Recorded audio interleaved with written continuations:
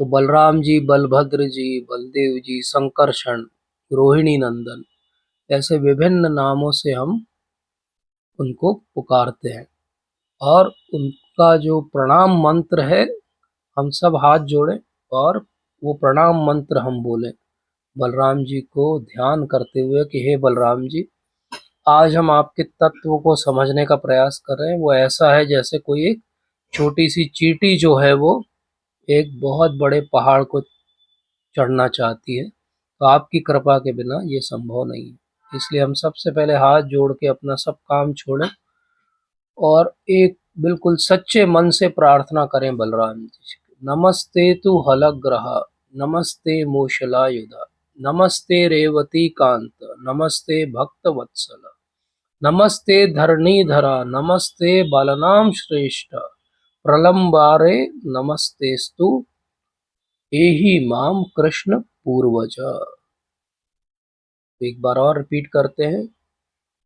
नमस्ते तु हलग्रह, नमस्ते मूषलायुध, नमस्ते रेवती कांत, नमस्ते भक्तवत्सला, नमस्ते धरणीधरा, नमस्ते बलनाम श्रेष्ठ, प्रलंबारे नमस्तेस्तु एहि माम कृष्ण पूर्वज। तो हे बलभद्र जी, है बलदेव जी, आप अपने हस्त में हल को धारण करते हैं। आप मूषल युद्ध में पारंगत हैं। आप रेवती के जो है भार्य हैं। आप भक्तों के वात्सल्य से भरे हुए हैं। आप इस पूरी पृथ्वी ब्रह्मांड को अपने सर पे धारण किए हुए हैं। आप बलवानों में सबसे श्रेष्ठ हैं। आपने बहुत सारे असुरों का वध किया, जिसमें प्रलंबासुर, धेनुकासुर सबसे मुख्य है। और आप कृष्ण के अग्रज हैं, पूर्वज हैं, कृष्ण के बड़े भाई हैं। बलराम जी वो हैं जो हर प्रकार से भगवान की सेवा करते हैं। और ये जितने हम सारे भगवान के एक्सपेंशंस, इनकारनेशन, अवतारों की बात करते समझते हैं, वो सब भगवान के अवतार जो हैं वो कहाँ से आते हैं? वो बलराम जी से ही आते हैं। तो इसलिए बलराम जी भगवान की सेवा में हर तरह से नियुक्त हैं। ये कितनी बड़ी बात है कि कोई भगवान की सेवा में हर प्रकार से नियुक्त हो, ऐसा कोई भी उदाहरण नहीं। तो कैसे भगवान की हर प्रकार से सेवा की जाती है? तो बलराम जी हैं जो भगवान के राइट साइड से पहले एक्सपेंशन है। महाराज एक लेक्चर में बताते हैं कि भगवान कृष्ण में और बलराम में कोई भी अंतर नहीं। श्रील प्रभुपाद भी बार बार ये बात कहते हैं कि अंतर क्या है। बोले अंतर उनके रूप का है, जो उनका रंग है। एक जो है घनश्याम है और एक जो है धवल रूप है। और अंतर है उनके भाव का। एक जो है सेव्य है और एक जो है वो सेवित है। तो एक सेवा कर लेते हैं और एक सेवा करते हैं। बलराम जी हमेशा सेवा के भाव में भगवान की स्तुति में लगे हैं।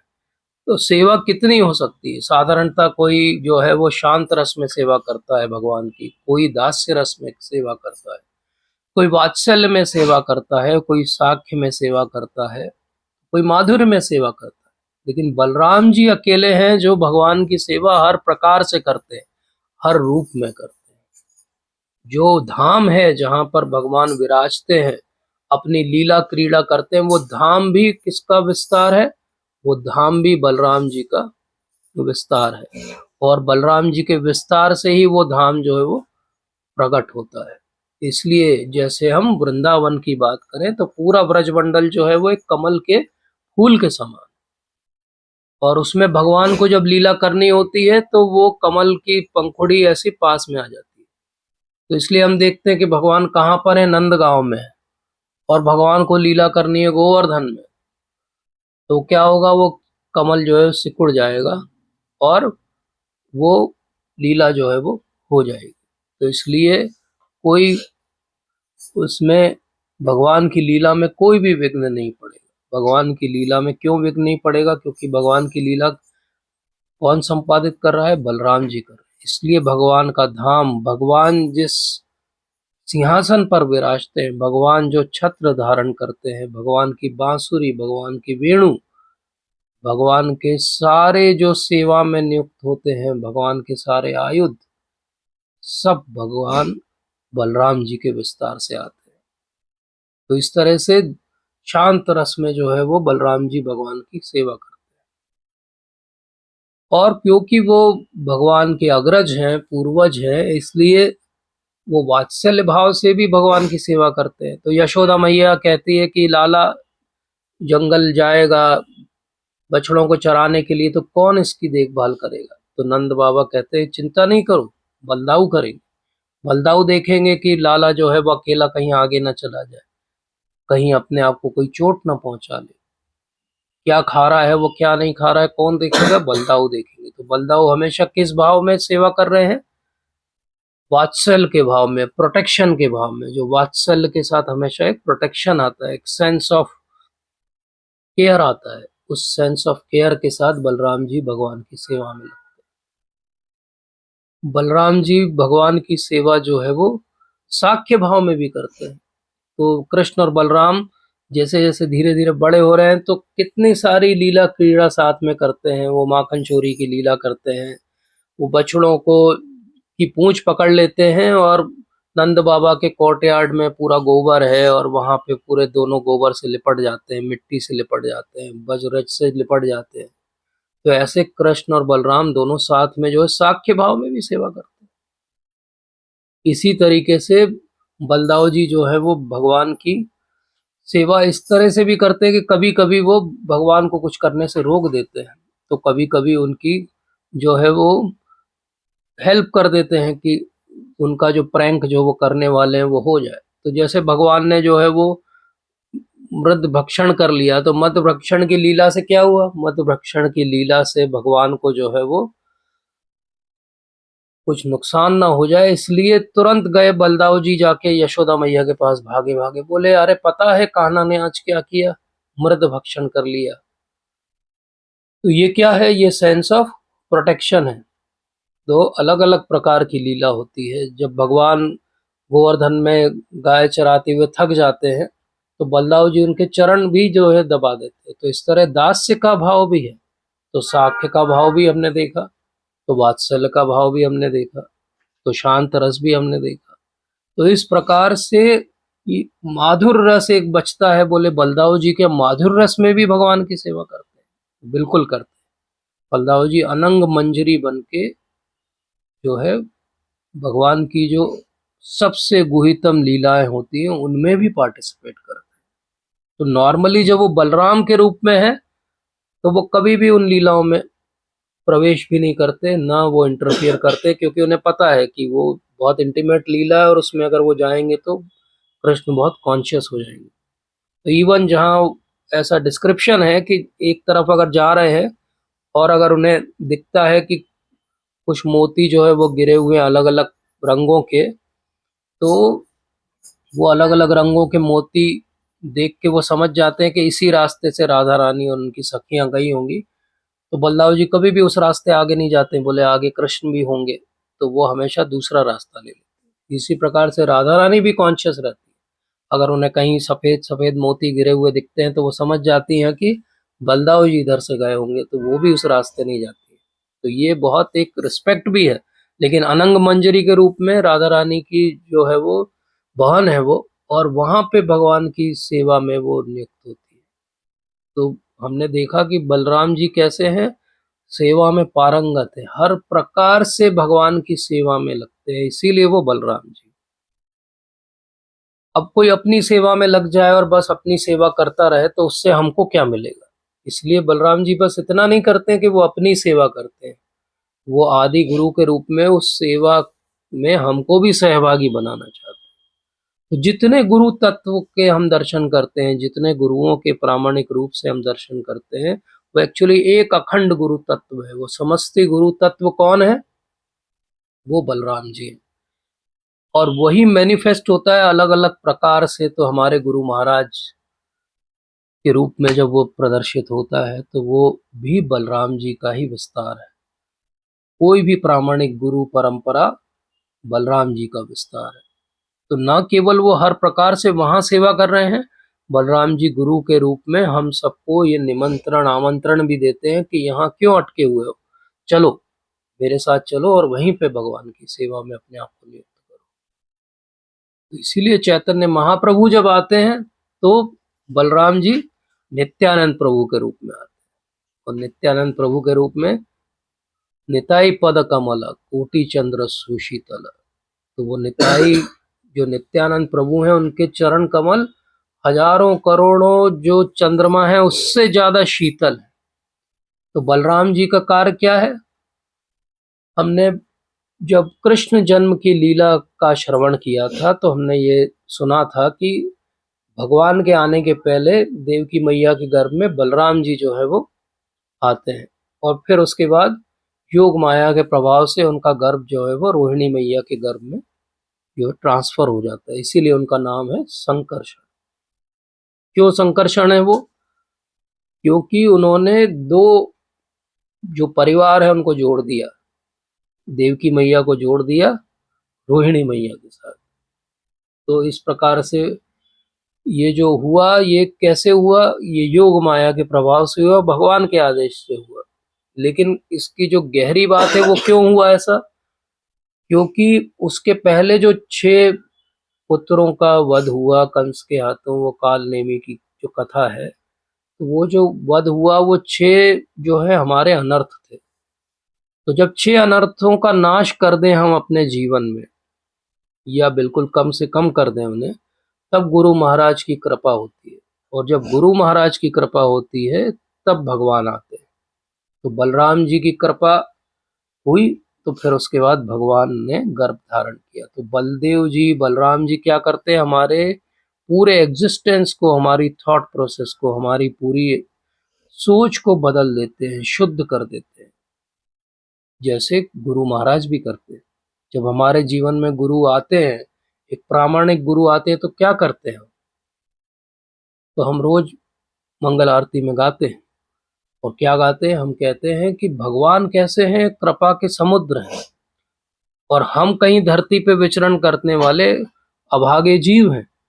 अब ये कृपा के सिंधु तो हैं भगवान, समुद्र हैं, अथाह समुद्र है वो, लेकिन वो कृपा हम तक कैसे आएगी? तो वो कृपा हम तक कैसे आती है? हम सब वाटर साइकिल पढ़ते हैं कि कैसे वो वाटर इवोपरेट होता है, वो एक क्लाउड बनता है, बादल बनता है, और वो वृष्टि या वर्षा कराता है।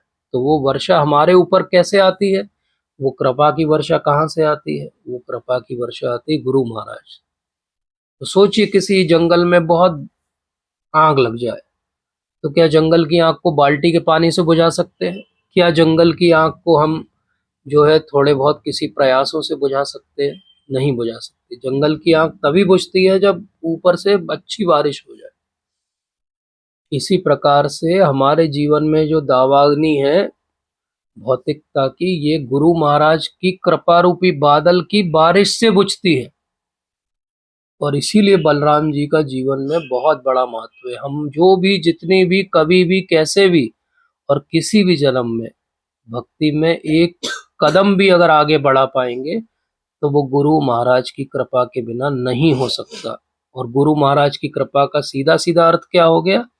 गुरु महाराज की कृपा का सीधा सीधा अर्थ हो गया कि भगवान की कृपा हमारे ऊपर है, क्योंकि वो जो पूरा ओशन है, जो कृपा सिंधु है, वो गुरु के रूप में हमारे ऊपर आके वर्षा करते हैं। तो बलराम जी क्या करते हैं? प्यूरिफाई करते हैं। तो हम सब ने अपने जीवन काल में श्रील प्रभुपाद के बारे में सुना और देखा। और क्या देखा? कि वो कृपा सिंधु जो भगवान है, और वो जो बादल बन के वृष्टि की पूरे संसार में, वो श्रील प्रभुपाद ने, श्रील प्रभुपाद ने रात रात भर जाग कर ग्रंथों को लिखा, जिनको हम दिन में भी पढ़ते सुनते हैं तो हमको नींद आ जाती है। तो प्रभुपाद कितने कृपालु हैं कि 70-75 वर्ष की आयु में वो रात रात भर जाग के ग्रंथों को लिख रहे हैं। और न्यूयॉर्क में जब प्रभुपाद पहुंचे तो वो टाइप करके जो है वो गीता लिख रहे थे। प्रभुपाद को टाइपिंग बहुत अच्छे से नहीं आती थी, तो एक एक उंगली से एक एक वर्ड को ऐसे टाइप करते थे एक हाथ से। ऐसे करके उन्होंने लगभग पूरी भगवत गीता को टाइप कर लिया था। और उसके बाद वो जहाँ रहते थे नीचे, वहां से वो पूरे कागज और टाइपराइटर और उनका रिकॉर्डर सब कुछ चोरी हो गया, सारा कुछ चला गया। तो प्रभुपाद ने क्या किया, प्रभुपाद ने बोला कोई बात नहीं, मैं फिर से लिखूंगा। और उन्होंने फिर से भगवत गीता लिखी, जिसको हम पढ़ते हैं। तो ये सोचिए कि गुरु कितने कृपालु होते हैं। गुरु कितने कृपालु होते हैं कि जब प्रभुपाद ने संन्यास लिया और उसके बाद किसी व्यक्ति से मिले, तो उन्होंने कहा कि हम आपको कुछ डोनेशन देंगे। तो उनके गुरु भाई हैं, वो बताते हैं कि प्रभुपाद एक व्यक्ति के घर के बाहर खड़े रहे।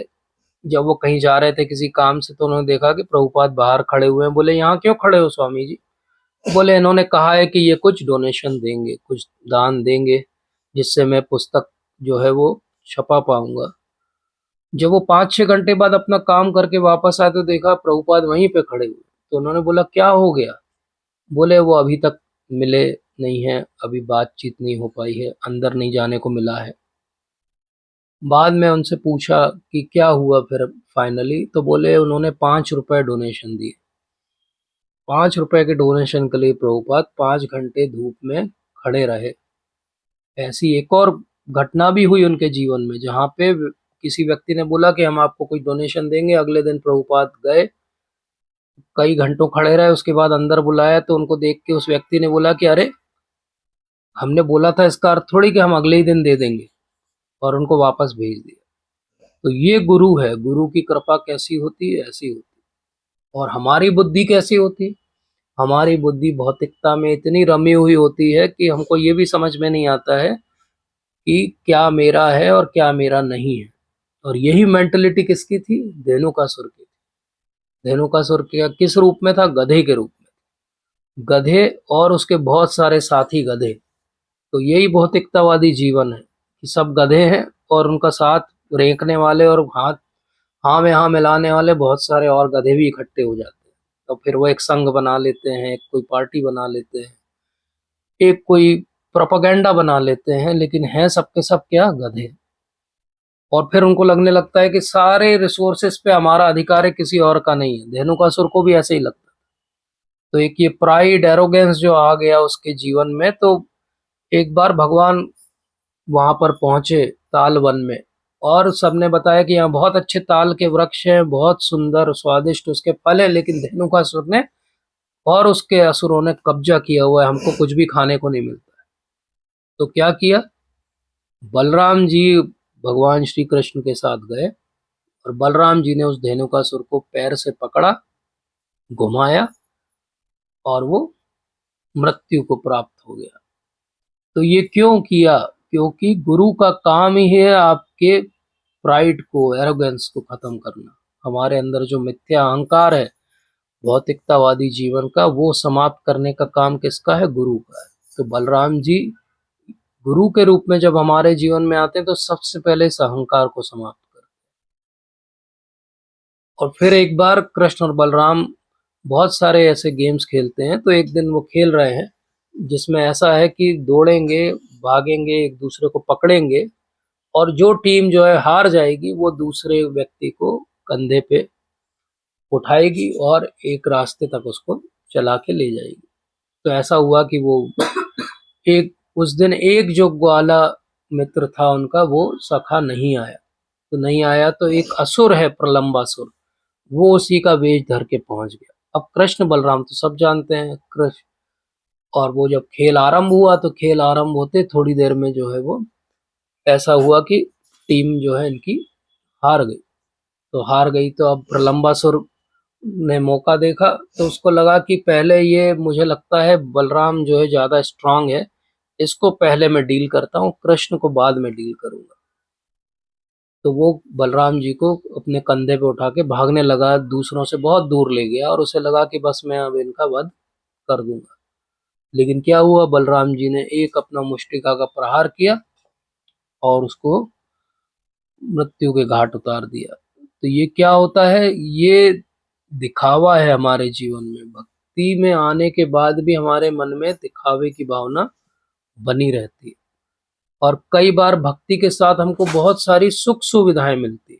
किस रूप में मिलती हैं? लोग हमें पहचानने लगते हैं, अरे ये तो बहुत अच्छा बोलते हैं, ये तो बहुत अच्छा कीर्तन करते हैं। रिस्पेक्ट करने लगते हैं लोग कि ये तो बहुत सीनियर डिवोटी हैं। तो ये जो पूजा लाभ प्रतिष्ठा मिलती है अपने जीवन में हमको, ये पूजा लाभ प्रतिष्ठा में हम फंस जाते हैं। और प्रलंबासुर इसी बात को रिप्रेजेंट करता है। तो गुरु महाराज दूसरी बात क्या करते हैं? पहला तो हमारा प्राइड और एरोगेंस, हमारी जो मूर्खता है गधे के समान, उसको समाप्त करते हैं। प्राइड हमें किस चीज में था? भौतिकतावादी वस्तुओं में। उसके बाद में अगला प्राइड कहाँ आ जाता है? अगला हमारा अहंकार दंभ आ जाता है कि अब मैं बहुत बड़ा भक्त हो गया हूँ। तो पहले मुझे अहंकार था मेरे पास बहुत धन है, ज्ञान है। अब मेरा अहंकार क्या है? मेरे पास बहुत सारी भक्ति है। तो गुरु महाराज प्रलंबासुर के रूप में उस इच्छा और उस मानसिकता को भी समाप्त करते हैं। फिर एक बार ऐसा होता है कि बलराम जी कहते हैं भगवान श्री कृष्ण से कि ये आपकी मोर पंख बांसुरी जरा मुझे देना, मैं भी एक दिन थोड़ा इसको धारण करके देखूं, अच्छा लगता है। तो वो धारण कर लेते हैं। अब एक केशी है जिसको कंस ने आदेश दिया कि जाओ कृष्ण का वध करके आओ। तो केशी पूछता है, घोड़े के रूप में है वो, तो घोड़े जितना ही दिमाग है उसका, तो वो पूछता है कि कृष्ण को कैसे पहचानूंगा? तो कंस बोलता है कि अरे जिसने मोर पंख धारण किया हो, जिसके हाथ में बांसुरी है, वही कृष्ण। तो वो क्या होता है? बोले ठीक है, मैं जाके उसका वध करके आता हूँ। अब उस दिन ऐसा हुआ कि बलराम जी ने जो है वो मोर पंख धारण किया हुआ है और हाथ में बांसुरी है और बाहर घूम रहे हैं वन में। वो केशी आता है तो केशी को लगता है कि यही है कृष्ण, यही है। तो वो जोर से प्रहार करता है उनकी छाती पे। अब ये एक लीला है, तो लीला में ऐसा होता है कि बलराम जी को एकदम से आघात होता है, तो वो बोलते ये क्या हो गया? तो वो कृष्ण के पास जाते हैं कि बोले ये तुम्हारी, अभी मैंने बांसुरी धारण की, मोर पंख धारण किया, और ये देखो ये कौन आके मुझे लात मार के चला गया घोड़ा। तो ये तुम रखो अपने पास में, मेरे को कभी मत देना, मैं कभी नहीं धारण करूंगा इसको। तो ऐसे बोल के बलराम जी जो है वो साइड में हो जाते हैं। कृष्ण वापस पहन के बाहर आते हैं तो ये केशी फिर दौड़ता हुआ आता है और फिर भगवान कैसे वध कर देते हैं, अपनी मुट्ठी बना के ऐसे उसके मुंह में डाल देते हैं, वध कर देते हैं उसका। तो इसलिए हमको ये समझना है कि भगवान को कोई इमिटेट नहीं कर सकता है। भगवान को इमिटेट बलराम जी भी नहीं करते, तो किसी और की बात तो दूर की हो गई। तो आजकल बहुत सारे लोग हैं जो अपने आप को भगवान कहते हैं। बहुत सारे लोग हैं जो प्रचार करते हैं कि हम ही भगवान हैं अगले या अभी के। बहुत सारे लोग हैं जो कहते हैं कि बस हम ही कृष्ण हैं और हम ही रासलीला करते हैं।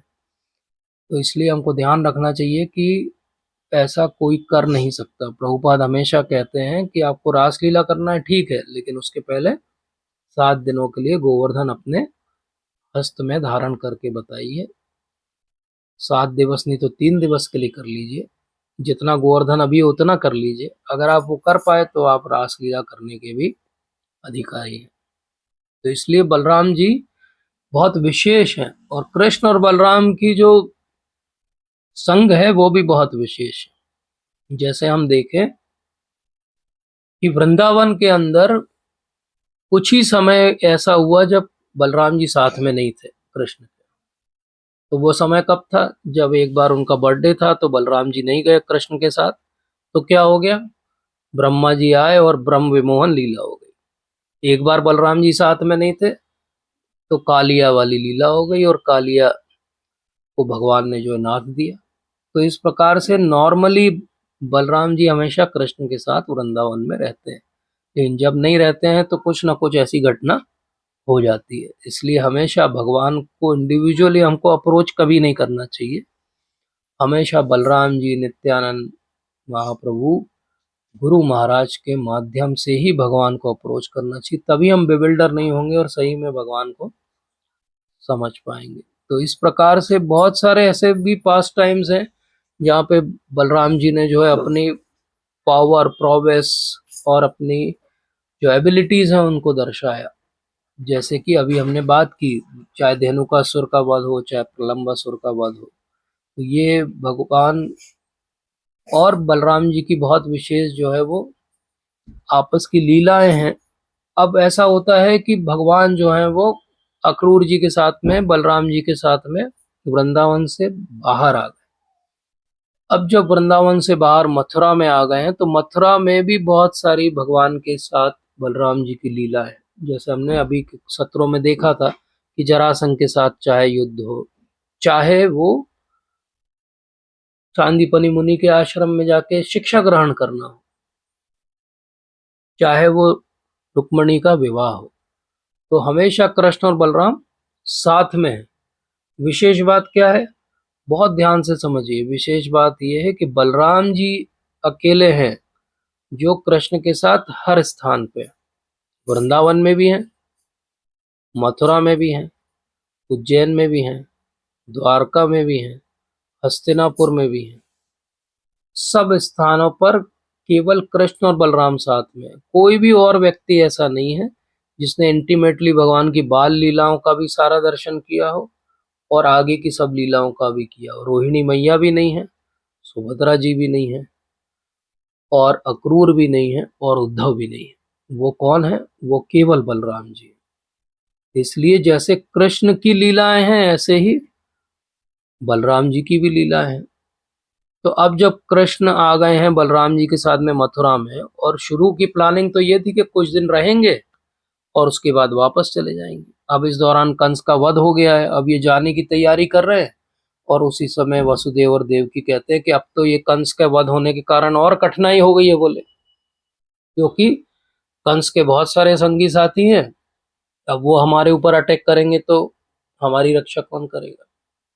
और दूसरी प्रॉब्लम यह है कि कंस के कारण बहुत सारे लोग अटैक नहीं करते थे क्योंकि उससे डरते थे। अब कंस नहीं है तो वो लोग भी अटैक करेंगे। बोले हम तो दोनों तरफ से घिर गए मथुरा में, तो आपको तो हम यही याचना करेंगे कि आप दोनों यहीं पर रहो। तो इस प्रकार से भगवान को बलराम जी के साथ में मथुरा में रुकना पड़ा।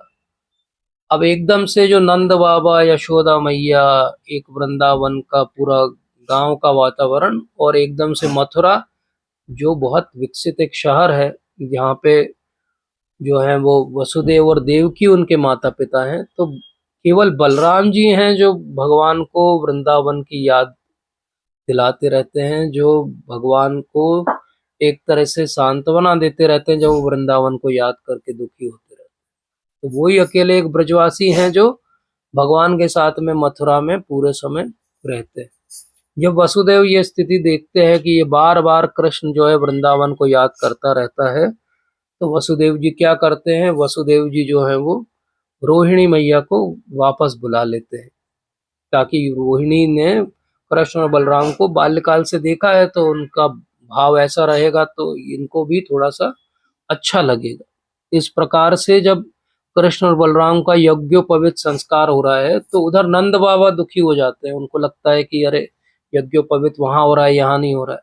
तो कृष्ण एक चिट्ठी लिखते हैं और उनको कहते हैं कि जिस समय, जिस मुहूर्त में मथुरा में मेरा यज्ञोपवीत संस्कार होगा, आप भी वृंदावन में मेरा एक यज्ञोपवीत संस्कार कराओ, और आप जो दोगे उसको मैं धारण करूंगा, और सबको लगेगा कि मैंने मथुरा में यज्ञोपवीत संस्कार कराया।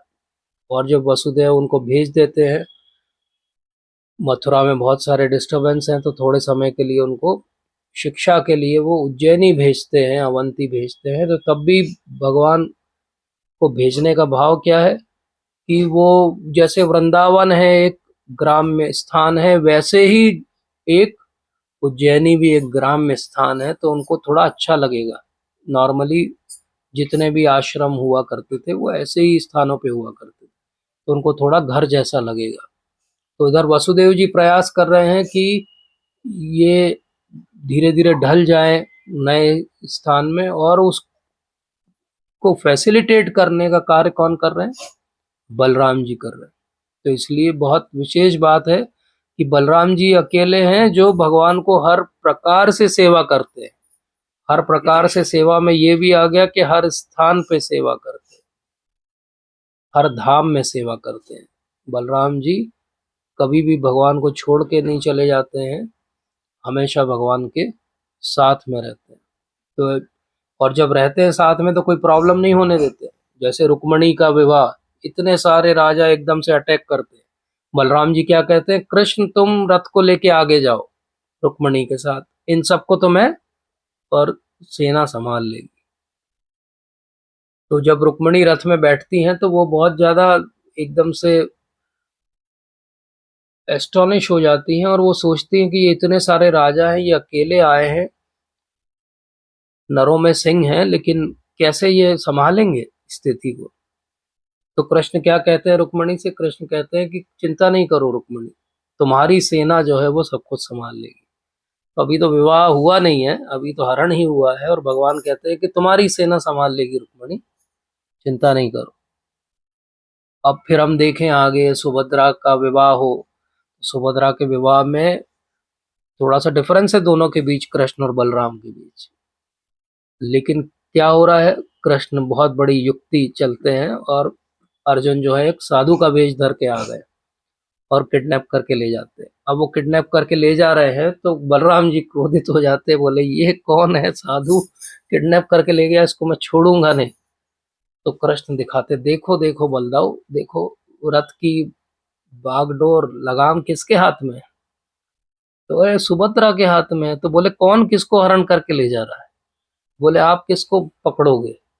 तो ये कृष्ण इस युक्ति से बलदाऊ जी के चरण में गिर जाते हैं, पैर पड़ लेते हैं और उनको पैसिफाई कर देते हैं, और इस तरह अर्जुन और सुभद्रा का विवाह हो जाता है। ऐसी सांब के विवाह के समय बहुत सारा कुछ हो जाता है, क्योंकि बलदाऊ जी के शिष्य हैं और प्रिय शिष्य हैं दुर्योधन।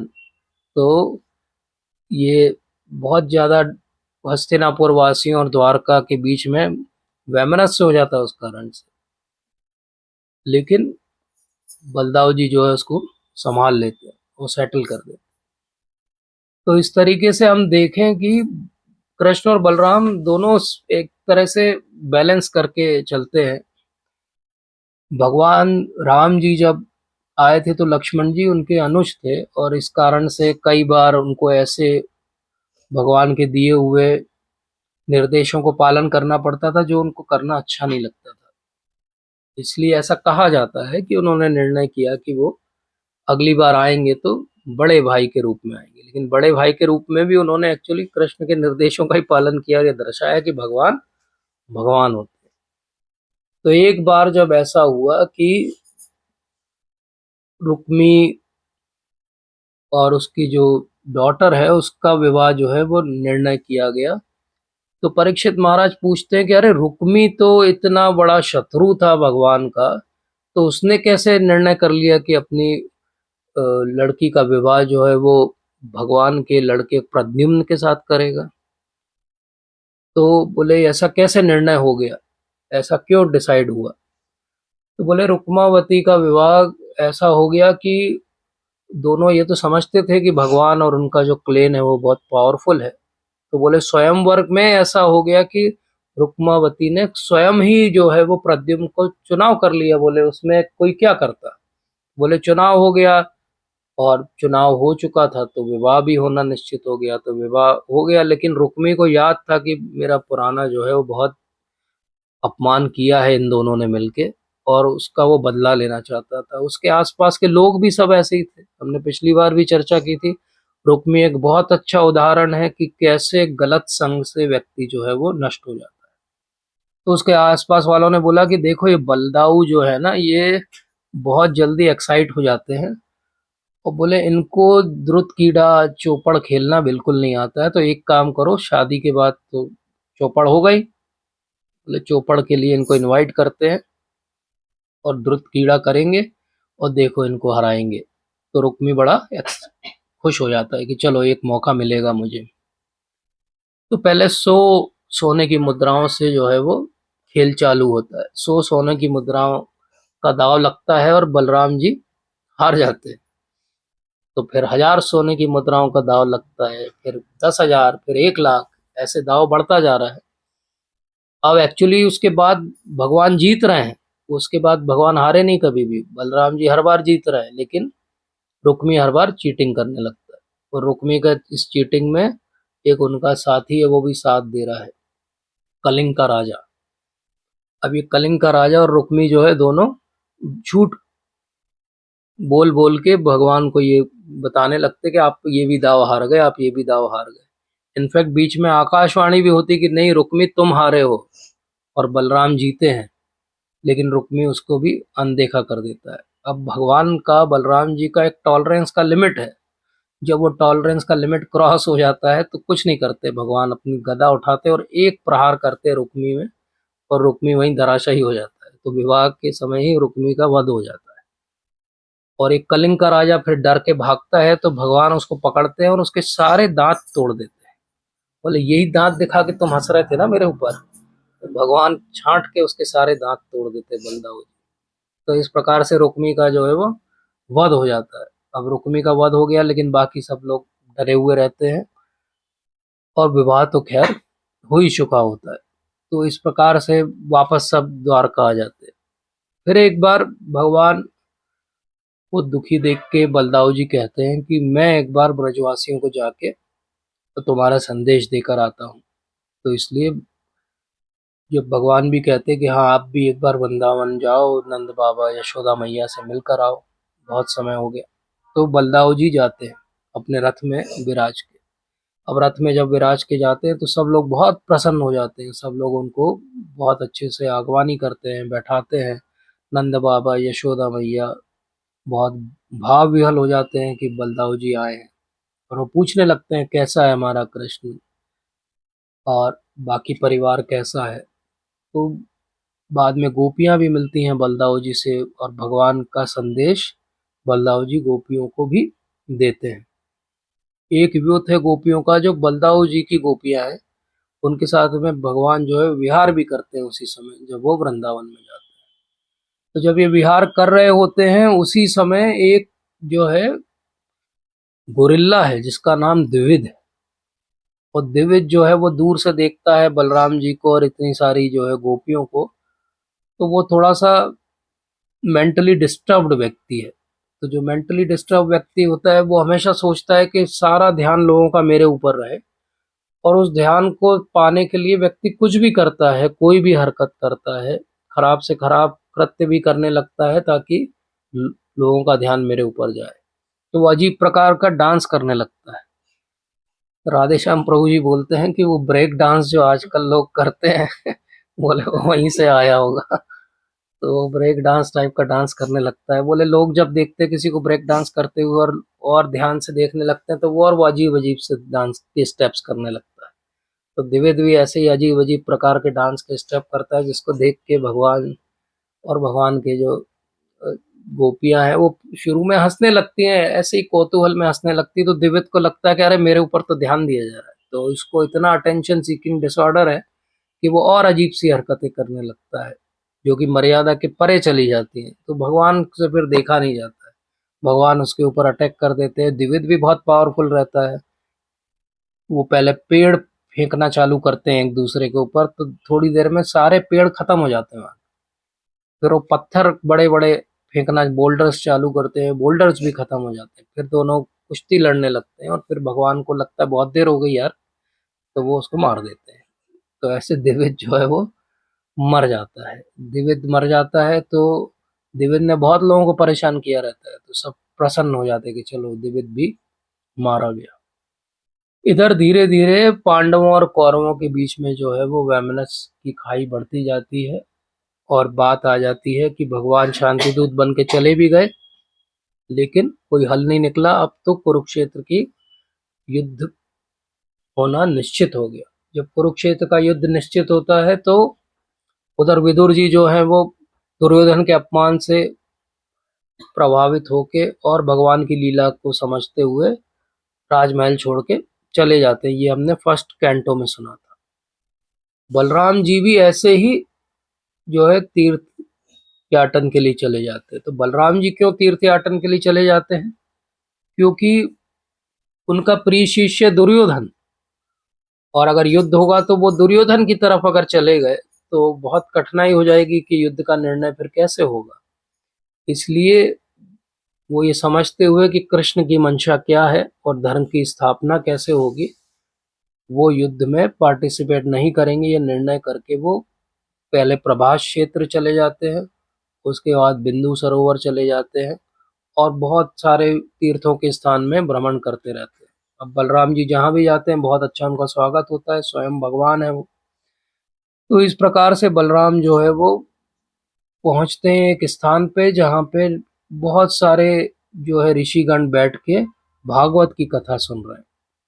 और भागवत की कथा नैमिषारण्य में जहाँ हो रही है, जो कथाकार है वो रोमहर्षण है। रोमहर्षण ने स्वयं जो है व्यास देव से कथा सीखी। जैसे ही बलराम जी उस सभा में पहुंचते हैं, सब लोग खड़े हो जाते हैं रिस्पेक्ट में, जैसे हम भी आजकल भी खड़े होते हैं किसी के रिस्पेक्ट में। तो सब जब खड़े हो जाते हैं, लेकिन रोमहर्षण जो व्यासपीठ पे बैठे हैं वो खड़े नहीं होते। बलदाव जी जब ये देखते हैं कि ये रोमहर्षण खड़ा नहीं हुआ मेरे सम्मान में, स्वयं भगवान है वो, कोई कथा करे और भगवान आ जाए और वो खड़ा ना हो, मतलब उसने तो भगवान के तत्व को ही नहीं समझा है। तो वो कहते हैं कि ये इतना एरोगेंट हो गया है, इसके ज्ञान का जो अहंकार हो गया है, ये भागवत कहता है मुंह से, लेकिन इसने भागवत का जो मेन पर्पट है कि विनम्र होना चाहिए, वही नहीं समझा है। तो बलराम जी बहुत क्रोधित होके एक घास का तिनका उठाते हैं और ऐसे करते हैं, और उतने से ही रोमहर्षण के प्राण पखेरु जो है वो उड़ जाते हैं। बलराम जी बहुत स्ट्रांग है, वो घास के तिनके से भी किसी को मार सकते हैं। अब ये एरोगेंस था, प्राइड था। और घास के तिनके से भगवान ने मार के क्या दर्शाया, तृणादपि सुनीचेना तरोरिवा सहिष्णु। घास के तिनके से उसके प्राइड को खत्म कर दिया। अब वो क्योंकि प्राइड का ही बना था तो वो व्यक्ति समाप्त हो गया। तो बाकी सब लोग जो सुनने आए थे उन्होंने बोला कि हमने तो इनको बहुत बहुत आशीर्वाद दिया था कि आप 1000 साल तक कथा कहेंगे। बोले आपने तो आते ही इनका स्विच ऑफ कर दिया। बोले अब ये कथा कौन कहेगा और हमारे आशीर्वाद का क्या होगा। तो बलराम जी कहते हैं कि नहीं नहीं, ऐसा कुछ है तो आप बोलो, मैं अभी इसको जीवित कर देता हूँ, इस व्यक्ति को, मेरे लिए कौन सा काम है, मैं फिर जीवित कर देता हूँ, स्विच ऑन कर देता हूँ, फिर कहने लगेगा ये, सुनिए आप इसकी बात। पर वो सेजेस भी समझ जाते हैं कि जो एरोगेंट है उसकी बात सुन के तो हमारे जीवन में भी परिवर्तन नहीं होगा। तो वो कहते हैं क्या करें फिर हम। तो बलदाव जी कहते हैं कि एक काम करते हैं, पिता और पुत्र में कोई अंतर नहीं होता, तो इनके जो पुत्र हैं सुत सुत गोस्वामी, उनको मैं जो है वो इंचार्ज बना देता हूँ, ये आपको कथा सुनाएंगे। और इस तरीके से सुत गोस्वामी जो है वो पिक्चर में आ जाते हैं, वो कथा करेंगे। लेकिन फिर जो वहाँ सेजेस हैं वो कहते हैं कि अब आप आ ही गए हैं यहाँ तक तो हमारा एक काम भी कर दीजिए। एक बहुत भयंकर राक्षस है जो हर बार आके हमारे जितने भी कार्य हैं उनमें विघ्न डालता है, तो आप उसका वध कर दीजिए। तो भगवान कहते हैं ठीक है, मैं उसका वध कर दूंगा। और बोले ये एक ब्राह्मण का जो वध हुआ मेरे हाथ से, इसका जो परित्राण है वो क्या है। तो बोले आप तो भगवान हैं, आपके लिए क्या परित्राण है, लेकिन एक लोगों को सिखाने के लिए आप क्या करेंगे, आप अलग अलग जो है वो तीर्थ स्थानों की यात्रा कर लीजिए, यही आपका परित्राण है। तो इस बात को भगवान तो वैसे भी महाभारत का युद्ध चलते हुए वहां रहना नहीं चाहते थे, तो बढ़िया सब जगह तीर्थयाटन पे चले जाते हैं और उसका वध करने के बाद बलवल का। और इस प्रकार से क्या दर्शाया बलराम जी ने, बार बार बलराम जी एक ही बात दर्शा रहे हैं कि उनको प्राइड पसंद नहीं है, चाहे भौतिकता का प्राइड हो जैसे धेनुकासुर, चाहे वो आध्यात्मिकता का प्राइड हो जैसे प्रलंबासुर, चाहे आध्यात्मिकता में बहुत ऊपर आने के बाद जब आप बोलते हो और कई सौ लोग हजार लोग आपको सुन रहे हैं, उस समय का प्राइड हो जैसे रोमहर्षण। तो इसलिए भगवान हर बार ये दर्शा रहे हैं कि विनम्रता से ही भक्ति मिलेगी, विनम्रता अगर नहीं है तो भक्ति नहीं मिलेगी। अब फिर भगवान जब भ्रमण कर रहे हैं तो एक जगह सुनते हैं कि युद्ध लगभग समाप्ति पे है और भीम और दुर्योधन का गदा का जो आखिरी लड़ाई है वो चल रहा है। तो ये पहुंचते हैं वहां पे, और वो पहुंचते हैं तो वो देखते हैं कि कैसे जो है वो दुर्योधन का वध हुआ है, तो या उसको अपंग कर दिया गया कमर के नीचे वार करके। तो ये क्रोधित हो जाते हैं, एक तो इसलिए भी कि वो उनका शिष्य हार गया है, और दूसरा इसलिए भी कि ये तो नीति के विरुद्ध युद्ध किया है कृष्ण तुमने। तो कृष्ण फिर भगवान को, बलराम जी को साइड में ले जाते हैं, समझाते हैं कि ऐसा क्यों किया गया है। और जब वो समझते हैं बात को कि अच्छा इसके अलावा तो कोई चारा ही नहीं बचा था, इसका वध कैसे होता, तो जब बलराम जी समझते हैं इस बात को तो वो एग्री हो जाते हैं और वो वहां से युद्ध भूमि से चले जाते हैं। तो इस प्रकार से बलराम जी ने इतने सारे पूरी तीर्थों की यात्रा करके इतने सारे ऋषि मुनियों को अपने दर्शन दिए, इतनी सारी उनकी स्तुति हुई और इतना सारा उन्होंने जो है वो दर्शाया कि कैसे वो स्वयं भगवान होने के बाद भी भक्तों का संग लेने में इच्छुक है, कैसे वो तीर्थ यात्रा करने में इच्छुक रहते हैं। तो यही भाव जो है वो, ऐसा समझिए कि कुछ तीर्थ यात्रा शायद उनकी अधूरी रह गई होगी, तो वो नित्यानंद प्रभु के रूप में आए और नित्यानंद प्रभु के रूप में भी वो हर स्थान पे तीर्थ यात्रा में भ्रमण कर रहे थे और अंत में वो वृंदावन में वास कर रहे थे। तब उन्हें पता चला कि अरे चैतन्य महाप्रभु ने जन्म ले लिया है, आ गए हैं, अपनी लीला आरंभ कर दी है। तो वो तुरंत वृंदावन त्यागते हैं और कहाँ आ जाते हैं, जो है वो मायापुर में आ जाते हैं, भगवान के साथ में फिर उनकी लीला होती है। और ऐसा समझिए कि चैतन्य महाप्रभु के पहले दो प्रीचर हरिदास ठाकुर और नित्यानंद प्रभु कितने विनम्र, तो ऐसा कहते हैं कि सोनारा पर्वत जो ना धूली ते लौटाए, मतलब एक सोने के पर्वत कोई धूल में लौट जाए, ऐसे वो हर एक के दरवाजे पे खटखटाते थे, बोलते थे कि कृष्ण का नाम लो, क्योंकि चैतन्य महाप्रभु ने ऐसा बोला है। बोले आप कृष्ण का नाम लो, और ये बोल के वो उनके चरणों में गिर जाते थे। कोई भी व्यक्ति हो, स्वयं भगवान जो है वो चरणों में गिर जाते थे कि भगवान का नाम लो। तो इस प्रकार से चाहे वो लक्ष्मण के रूप में भगवान आए, तो लक्ष्मण का अर्थ क्या है, लक्ष्मी संपन्न जो है वो लक्ष्मण है। तो बोले लक्ष्मण के पास क्या लक्ष्मी है, वो तो अकिंचन है जब वो वनवास में है। तो वो लक्ष्मण के पास क्या लक्ष्मी है, सेवा की लक्ष्मी। बलराम के पास क्या लक्ष्मी है, हमने देखा बलराम जी कैसे कितने विभिन्न हर प्रकार से भगवान की सेवा में हमेशा नियुक्त रखते हैं अपने आप।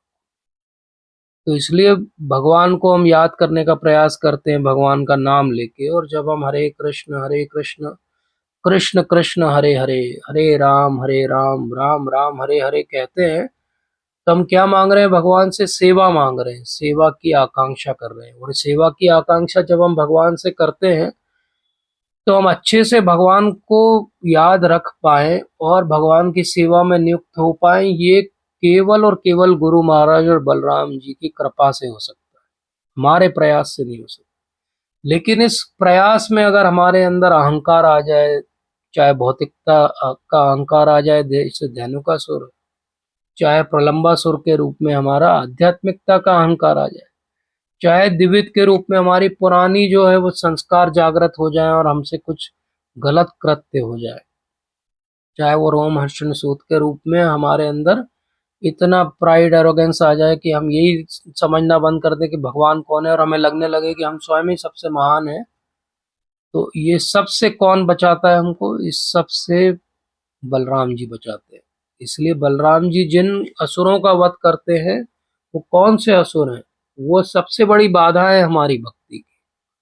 तो इसीलिए हमें कभी भी लगे भक्ति करते हुए भी हम अटेंशन सीकर ईगोइस्टिक व्यक्ति बनने लगे जैसे द्विविध है, और हमारी ईगो बढ़ती जाए जैसे रोमहर्षण होते हैं, तो तुरंत हमें अपने आप को रोक लेना चाहिए और हमेशा इस द्वंद से बाहर आने का हमें प्रयास करना चाहिए।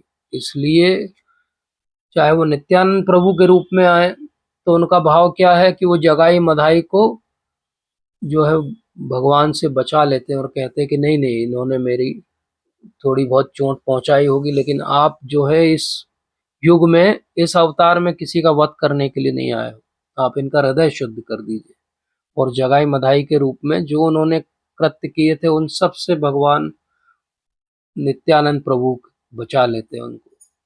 तो इस प्रकार से हम आज तक अपनी भागवत के जितने सत्र हमने पढ़े सुने, तो हमने देखा कि हर प्रकार के हमारे षड विकार जो हैं वो किसी न किसी रूप में भागवत में दर्शाए गए। जैसे हिरण्याक्ष जो है वो ग्रीड को दर्शाता है, तो हिरण्यकशिपु प्राइड को दर्शाता है, रावण जो है वो काम वासना को दर्शाता है, तो कुंभकर्ण जो है वो हमेशा इल्यूजन में रहता है, उसको यही नहीं पता क्या सही है क्या गलत। शिशुपाल हमने अभी कुछ सत्रों पहले देखा था, तो वो हमेशा भगवान से एनवी करता है। और दंत वक्र और ये सब जितने द्विवेद और ये छोटे मोटे हैं, ये सब अकारण ही क्रोध में अपने आप को बहुत महान समझ रहे हैं अहंकार के कारण। तो इसलिए इन सब से बचना बहुत आवश्यक है। और इन सब से बचने का जो सूत्र है वो सूत्र क्या है? वो सूत्र है भगवान ने भगवत गीता में हमको दिया। 7.27 में आग्रह करूंगा कि सब लोग इस श्लोक को पढ़ें। तो भगवान कहते हैं कि इच्छा द्वेष समुत्थेन द्वंद्व मोहेन भारत सर्वभूतानि सम्मोहम सर्गे यान्ति परम तपा। तो इच्छा द्वेष ये जितनी हमारे अंदर जागृत होते हैं, जितने द्वंद्व हैं, इनसे बाहर निकलना पड़ेगा, तभी भक्ति हो पाएगी। और इनसे बाहर कौन निकाल सकते हैं हमें? बलराम जी निकाल सकते हैं, नित्यानंद प्रभु निकाल सकते हैं।